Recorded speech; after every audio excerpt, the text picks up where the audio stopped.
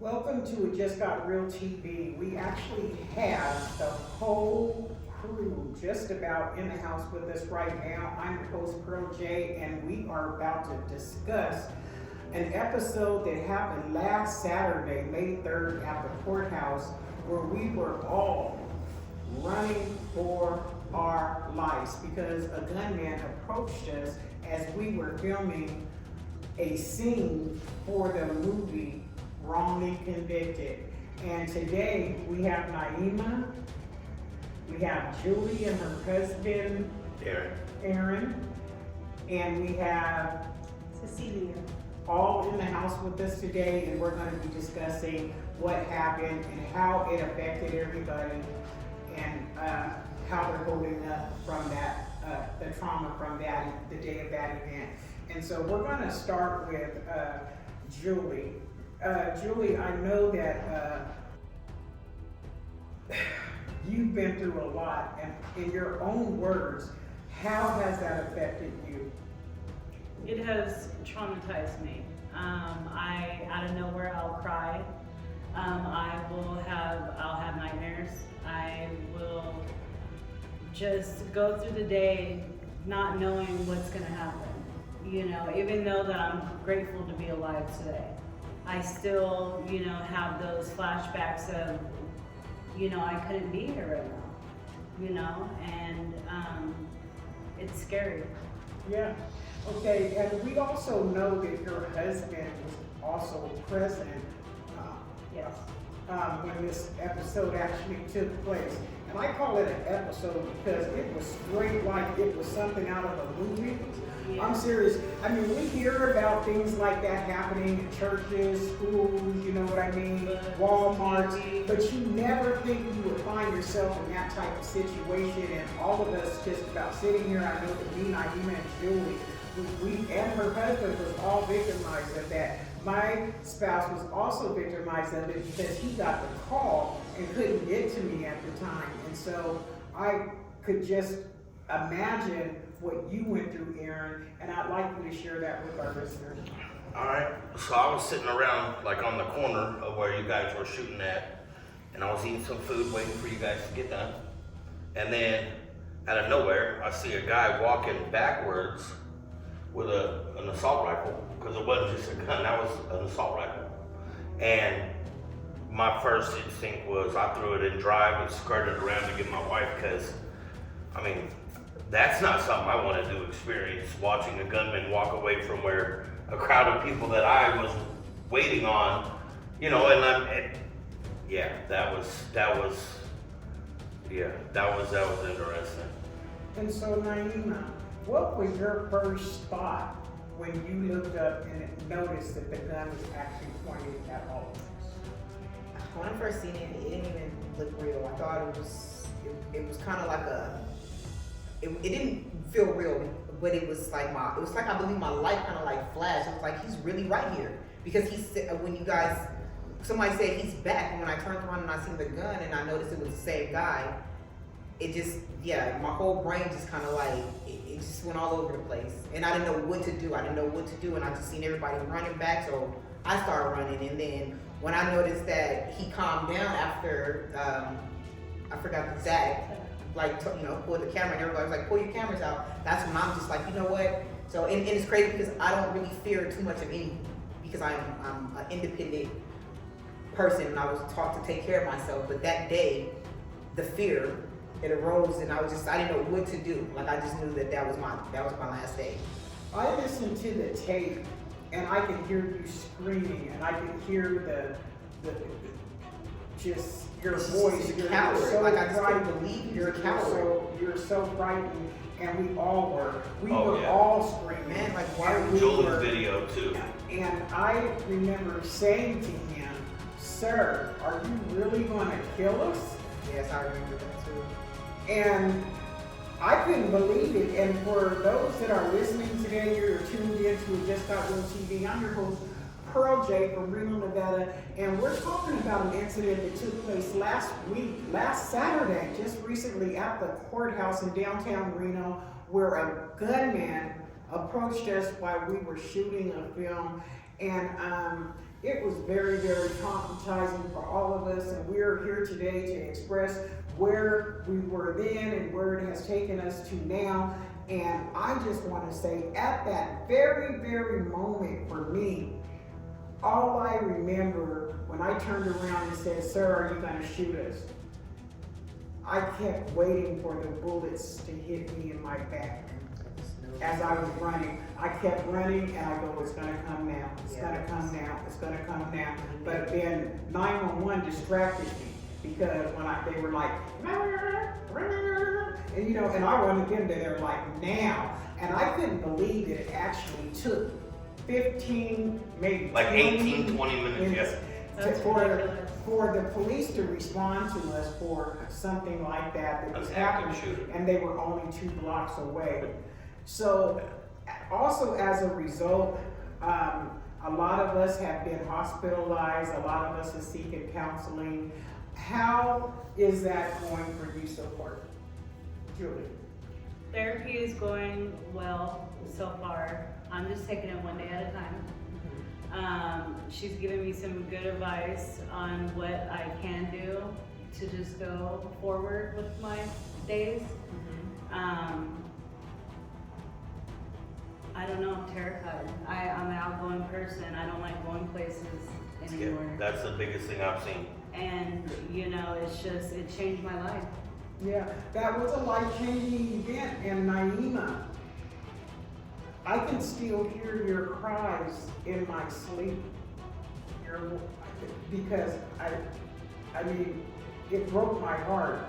And I was thinking the whole time I was out there, these guys were all here because they love me and respect me, and you know, we're all working together, and I just thought, everybody's gonna die today because of me. And it made me feel like so small at the moment, you know, and I love you guys. Me and Julie is very tight. Not even you and I have been very, very close.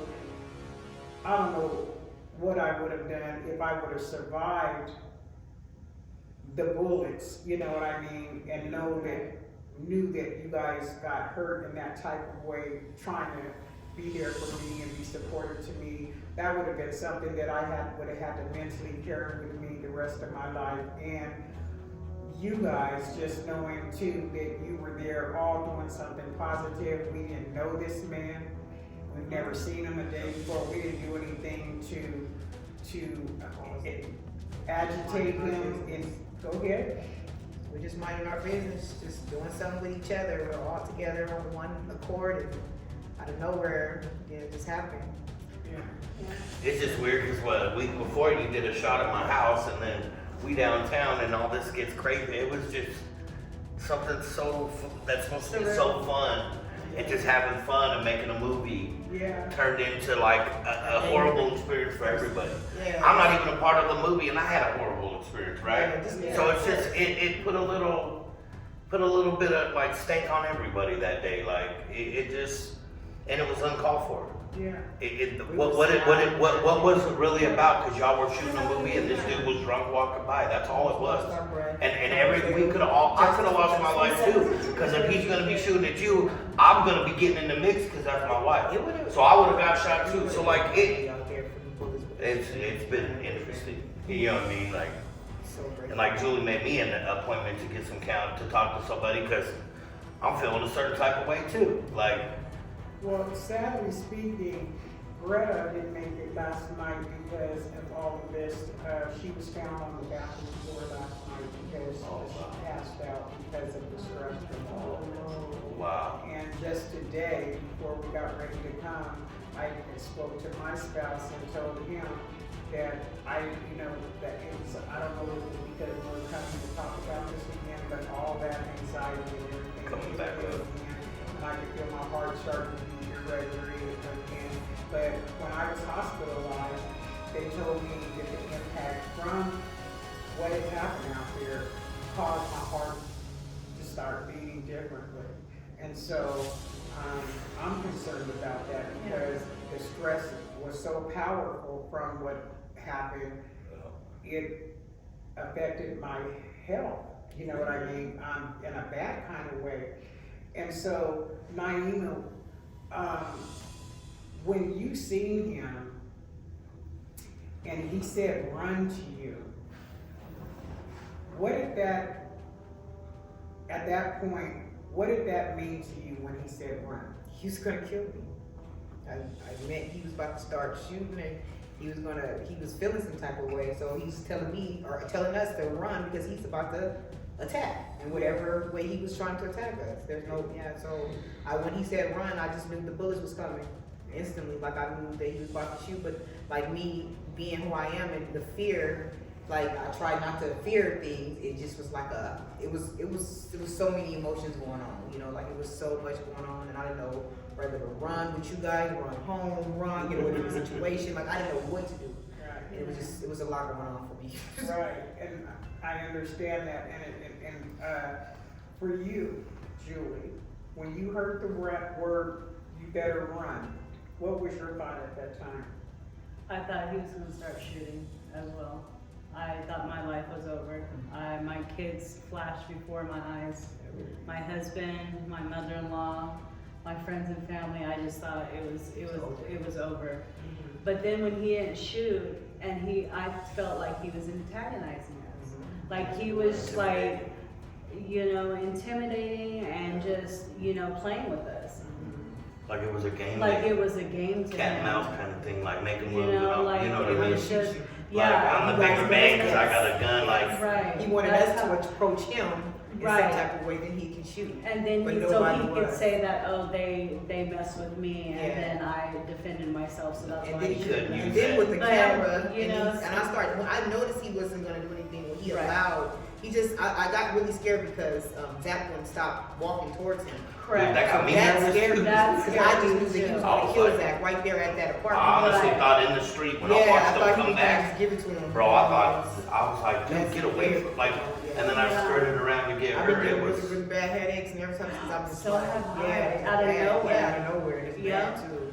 And I'm like, Dude, I don't that's know what this crazy, is, but 'cause yeah. That's what Bro, I've been telling him the That last she's few been days. getting headaches bad. She's like, babe, I got a headache, and she never did before, And I ever. never do. So yeah, so it's Like, that's ever. probably exactly what it is. That's What's trauma. going on, the This- yeah. stress and the. And even I when just I'm need in to talk to class, somebody, you know what I mean? when I'm studying, when I'm in class, I can't focus on the work like I used to. Like they're talking to me, but it's like I just see this man. I see this man with his gun and me being out there, and it could have been my last day. And I know I want to finish this school stuff, but it's like my brain won't focus. I know exactly No what more. you said, because Sunday, a few days out of the week, I'm also a driver. Yeah. And those days that I have been out there since that incident, I, had to talk to Brittany and let her know that it's very, very difficult for me to concentrate. I mean, and I'm watching, my phone for notifications of what's happening with this case. The good thing about it is if you guys did need time off, or you do need time off, because I know I definitely need counseling. I think that we all do. Yeah. Our spouses, everybody needs help coping with this. I know that you're sitting here looking at us like you are experiencing exactly what we're experiencing, and as her best friend, and you're hearing the news that happened out there that day, how did that affect you as her best friend?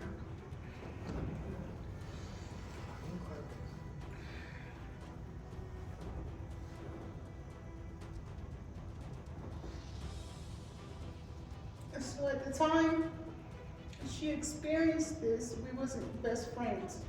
Me and her were having, well, It's okay. I was being hard-headed with her.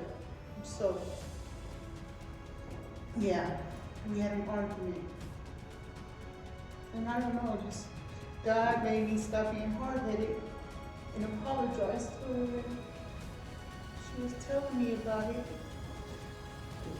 And I was just thankful that he brought me back to her life, because if I would have lost her, I don't know what I would have done. And I just hate that man, because he really messed my best friend's head up. Well, I understand. I definitely understand.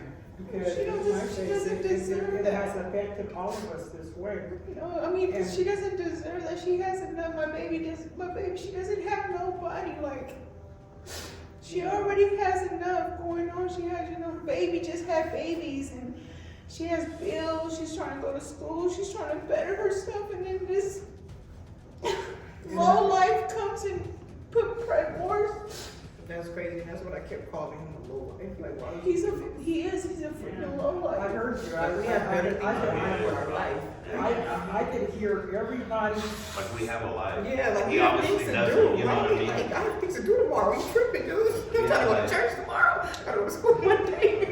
But I think there's gonna be some really difficult repercussions for this And then man. I hear that he's on bail. Like, who Like, else somebody like that out? He needs to sit in jail. It's I don't, Hey. 6 counts of assault with a shouldn't have deadly been. weapon, He 6 should've counts, been not there for like one, $1 million. 6. Yeah. That he should not be out right now. Yeah. Right. Because if he had one gun, he's got access to other guns. Don't play Well, with me. they found other guns in his unit. I'm talking about other people got guns that he got access to. You know what He has to I be mean? So mentally like, ill to do that. Yes, a lot He of has people to be say that mentally something ill was mentally for Right. him to tell somebody to run and not to like. Yeah, to have a gun in your hand and look at somebody and tell them to run, And didn't shoot. dude, that's a different I just type said of something weirdo right like, there. you know, that's really strange. Like, you Can get I all say that, didn't this? shoot, and it's Can I- like, wow.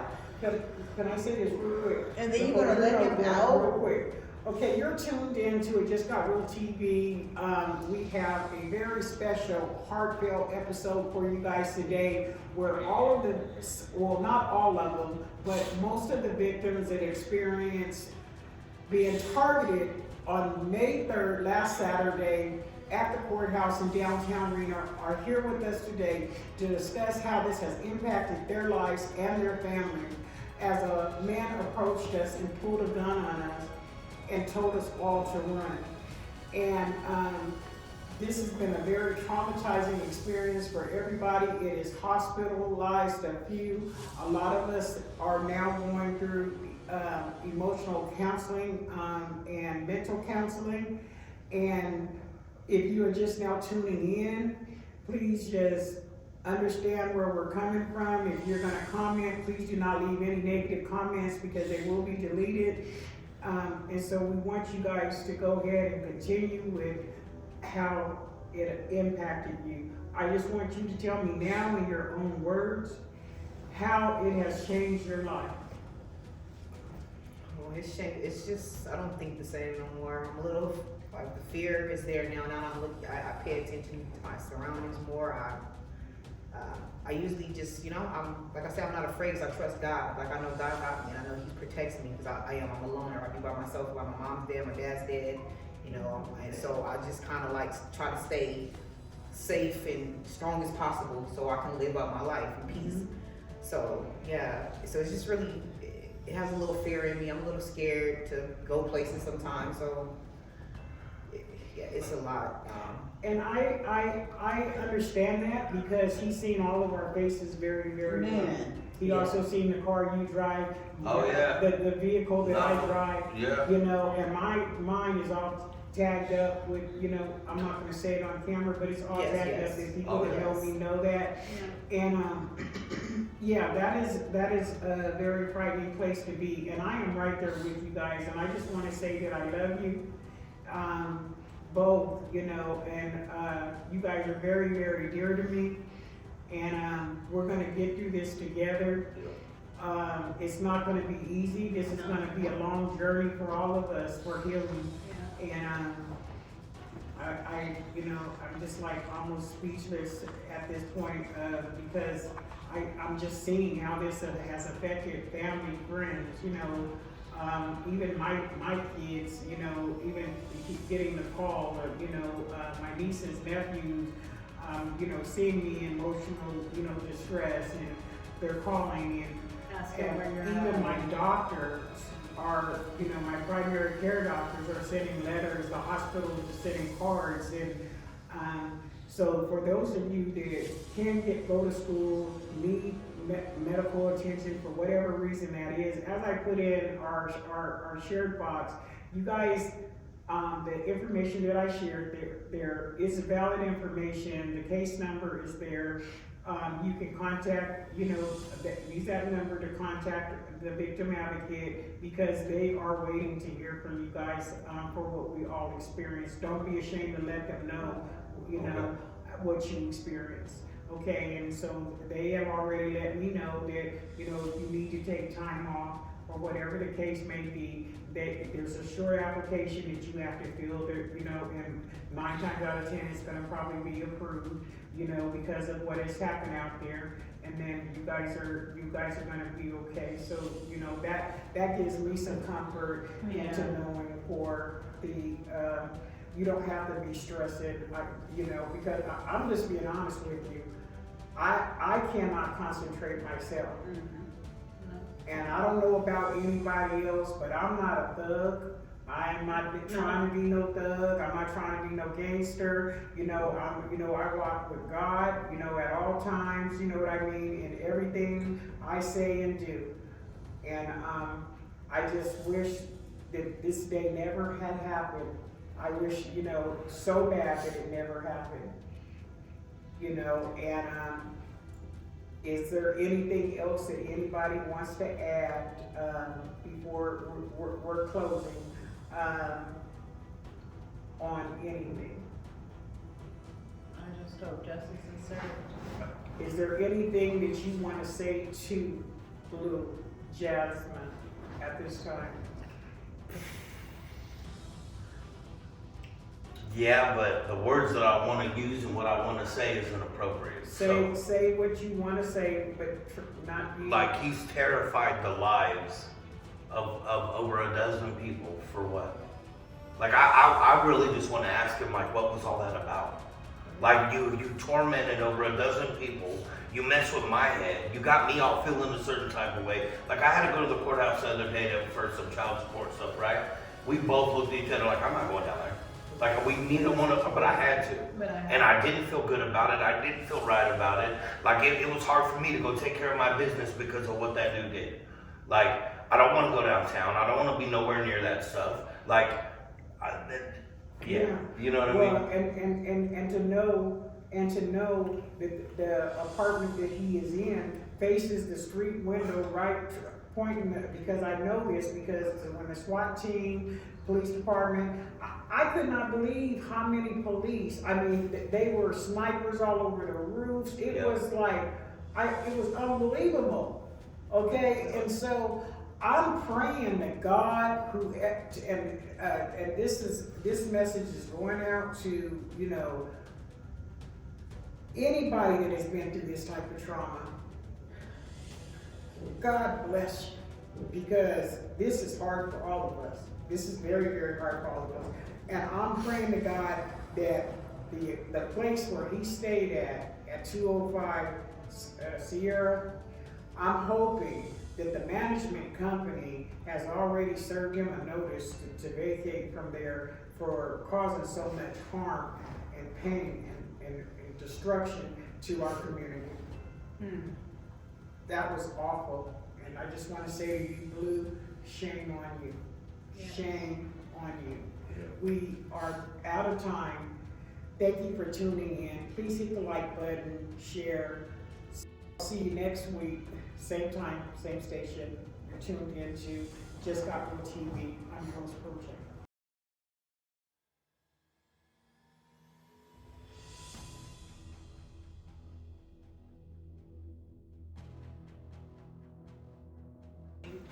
For real, like, for real, dog. I'm so grateful. I'm so grateful. For real. We're gonna get through this. I promise you we will. I'm not ready. It was I'm nice so meeting you. It was nice to meet you too. I'll see So you many around. things to accomplish. Right, bro, I ain't done yet either, bro. I'm finished yet. Yeah, and if you guys need to talk, if you need to talk about anything, just. I got too many you know, babies. How the gun he was walking with it, he drawed it down and he said, "Y'all better start running, run." But that's when everybody started running, but we started pulling out our cameras, and then that's when he started retreating because he realized everybody started recording him.